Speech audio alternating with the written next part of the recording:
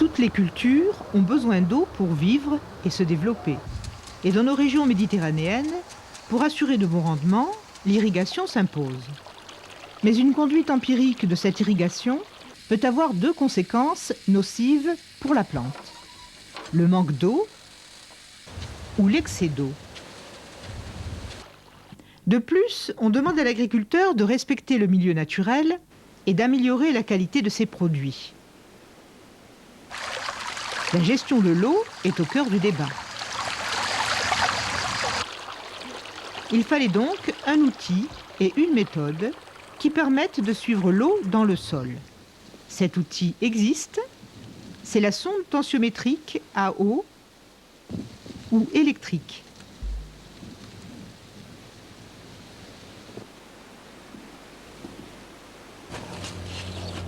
On l'installe directement dans le sol, dont on veut connaître l'état d'humidité,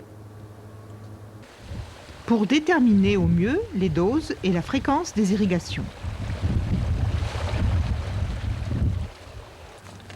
Avec un tel intérêt, le tensiomètre mérite d'être mieux connu. Ce sont des sondes que l'on installe dans le sol à des profondeurs très précises. Ces profondeurs sont choisies en fonction de la nature du terrain. Avant d'installer ces sondes, nous faisons une coupe de terre de façon à voir où se trouvent exactement les racines. Et en fonction de la position de cet enracinement, nous positionnons nos sondes de tensiométrie. Vous avez le manomètre, vous avez une canne qui contient de l'eau et vous avez une bougie qui sert de contact pour l'humidité de la terre. C'est la bougie qui fait le transfert de la sécheresse et de l'humidité. Sur le tensiomètre, vous avez un manomètre qui a des centibars. Quand vous êtes dans les plus bas centibars, c'est que vous êtes en excès d'irrigation. Quand vous êtes bien entendu le contraire, c'est qu'il manque d'eau. Donc à vous de vous tenir en fonction de la culture à 30 ou 40 centibars. Le suivi tensiométrique s'est révélé judicieux, quel que soit le type de sol, la culture, le mode cultural et le système d'irrigation.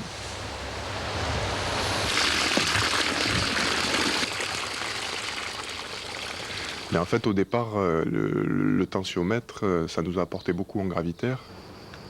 Les sondes dans les parcelles où nous irriguons en gravitaire nous indiquent le départ de l'irrigation et nous indiquent si les doses que nous avons apportées sont bonnes, si elles sont insuffisantes ou si on a trop irrigué. Ça nous aide un peu dans la façon d'irriguer. C'est-à-dire qu'il y a des parcelles où on est obligé de faire couler l'eau pendant 2-3 heures dans la parcelle sur 200 mètres de long et le sol est complètement détrempé. D'autres au contraire, où au bout de 10 heures d'écoulement d'eau, l'eau n'a pénétré dans le sol que de 25-30 cm. Donc dans les années 80 avec le canal de Provence, on a beaucoup travaillé là-dessus. Et c'est vrai que ça a permis à chacun de voir un peu comment chaque type de sol pouvait réagir. Depuis que nous avons les sondes, nous irriguons moins à des périodes plus précises. Nous commençons à irriguer beaucoup plus tard et les fréquences sont moindres aussi. Nous irriguons lorsque l'arbre en a besoin. L'erreur la plus facilement corrigeable avec le tensiomètre, c'est la surirrigation ou à la limite d'apporter des doses trop fortes. C'est-à-dire que si on apporte des doses trop fortes, trop importantes par rapport à la capacité de rétention du sol, il y a forcément lessivage. Bon, ce qui n'est pas souhaitable, quoi. Surtout qu'on ne fait pas passer que l'eau, on fait passer aussi des éléments fertilisants. Pour être pleinement significatives, les sondes doivent être positionnées en fonction de la culture, de son enracinement et du type d'irrigation. Et il faut multiplier les points d'observation dans la parcelle. On a implanté plusieurs tensiomètres à la parcelle sur 2 sites, c'est-à-dire en général en amont des raies et en aval, un quart en amont et 3/4 du bout de la raie. Et donc ça permettait d'avoir une idée de ce qui se passait au départ et à la fin, et d'avoir une répétition des mesures. Parce que bon, c'est un des problèmes du tensiomètre, une question de représentativité des mesures qui n'est pas forcément évidente, puisqu'on mesure sur une très petite quantité de sol, et on se sert de l'information pour l'extrapoler à l'ensemble des parcelles, ce qui n'est pas forcément toujours facile. Quand on fait la tournée des tensiomètres, premièrement, le premier relevé nous permet d'avoir une idée, le second nous conforte dans cette idée, et naturellement, au cinquième, on a une idée plus précise de ce que peuvent donner les tensiomètres. J'ai utilisé les tensiomètres pendant une année, aussi bien sur les cultures de printemps-été en melon et courgettes que sur les laitues d'hiver. Et j'ai trouvé un intérêt parce que ça m'a permis de définir mes doses d'arrosage. J'ai arrêté ensuite de les utiliser parce que j'ai trouvé qu'il fallait les surveiller très régulièrement de façon à ce que ces sondes ne se désamorcent pas. Les tensiomètres à eau sont des modèles en voie d'être dépassés. Aujourd'hui, les sondes électriques ne posent plus de problème d'entretien. Insensibles au gel, elles peuvent même rester en place plusieurs années. Nous avons commencé à utiliser des tensiomètres NAR 2 et puis maintenant on est passé sur les sondes de Watermark. Disons que les sondes de Watermark sont plus faciles à travailler, moins de problèmes de décrochage. Au début, j'ai utilisé le véritable tensiomètre à eau et par la suite, M. Mourier m'avait installé les sondes Watermark. Ça fait 4-5 ans qu'elles sont en place. Depuis, je n'utilise plus que ça. Alors, le problème du tensiomètre à eau, c'est qu'en période très sèche, il faut aller repasser souvent pour remettre de l'eau dans la canne, sinon il décrochait.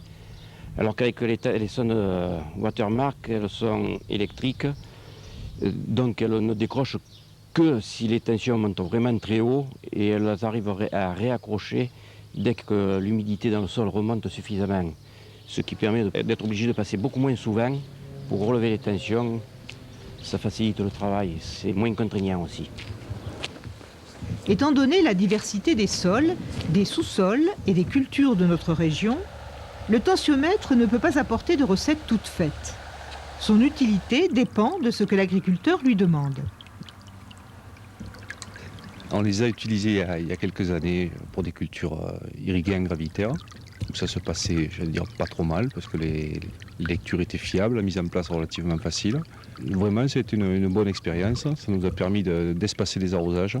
Par contre, le jour où on a voulu utiliser sur les cultures goutte à goutte, ça posait plus de problèmes par rapport aux bulbes, la diffusion de l'eau dans le sol. Et on avait beaucoup de mal à les mettre en place, à trouver le point idéal et avoir des lectures fiables dans le temps. Au fil de la culture. J'utilise les tensiomètres dans un rôle avant tout de contrôle, mais sans être... c'est pour se donner des repères au niveau pilotage de l'irrigation. C'est-à-dire, c'est pas les tensiomètres qui vont nous dire on va arroser tant d'heures ou apporter tant de millimètres. Ça sera plus un rôle de garde-fou, je dirais. Mais déjà, on est un sol très filtrant et très superficiel. C'est pour ça qu'on est sur but. Dessous, on a un taparas, c'est sol de croc typique. On a un taparas qui est imperméable. Donc ça nous permet de pouvoir travailler en goutte à goutte ou en capillaire, ce qu'on veut, sans trop de risques. Concrètement pour moi, ça veut dire que je m'en sers prioritairement sur des cultures d'hiver. En blé dur, où ça se passe à une période assez tôt en saison, c'est-à-dire en avril, qui est une période où la demande climatique est assez faible. Bon, on sait que le blé s'enracine assez profondément, mais on ne sait jamais exactement où on en est. Et là, ça permet de bien voir, des fois fin mars, on a des tensiomètres qui sont très très très hauts, c'est-à-dire que les tensions sont très élevées et donc que le sol est relativement sec. Et à ce moment-là, ça permet de déclencher une première irrigation sur blé. Il est évident que la nature du terrain influe beaucoup.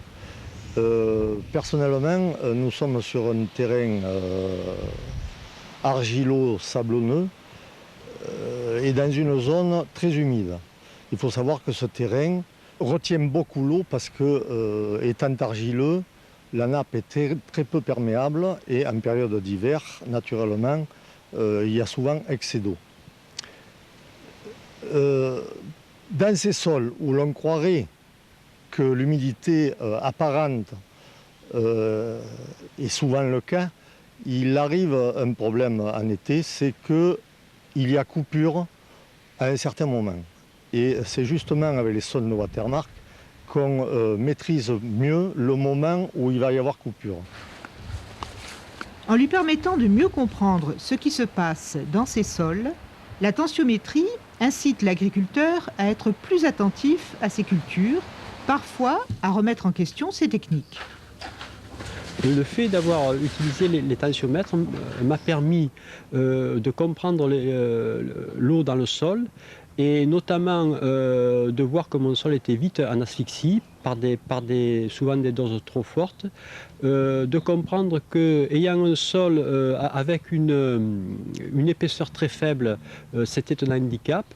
Donc on a décidé avec mon frère de travailler sur des buts de façon à ce que les plantes puissent bénéficier d'une couche de terre supérieure à ce qu'elles avaient auparavant et de façon à ce qu'elles soient moins facilement en asphyxie.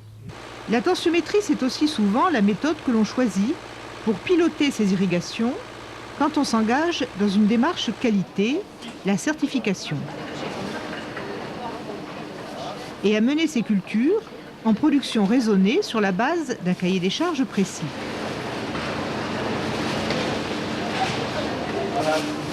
L'irrigation, pour les pommiers, joue un rôle très essentiel.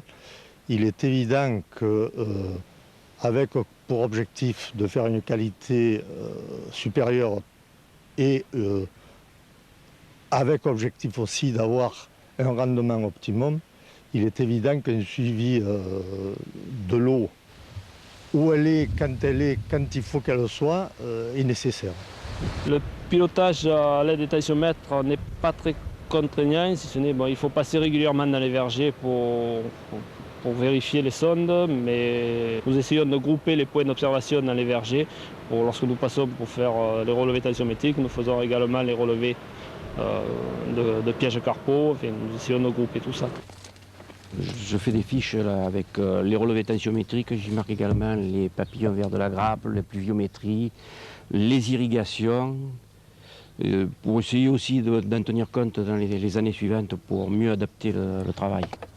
Personnellement, je les relève à peu près 2 fois par semaine pour essayer de suivre au plus près, disons, les réserves en eau du sol, pour arriver à adapter aussi plus rapidement les irrigations.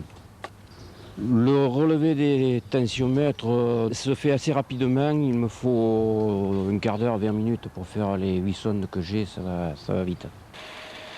En conclusion, le tensiomètre est un outil pratique pour apprécier les changements d'humidité dans un sol.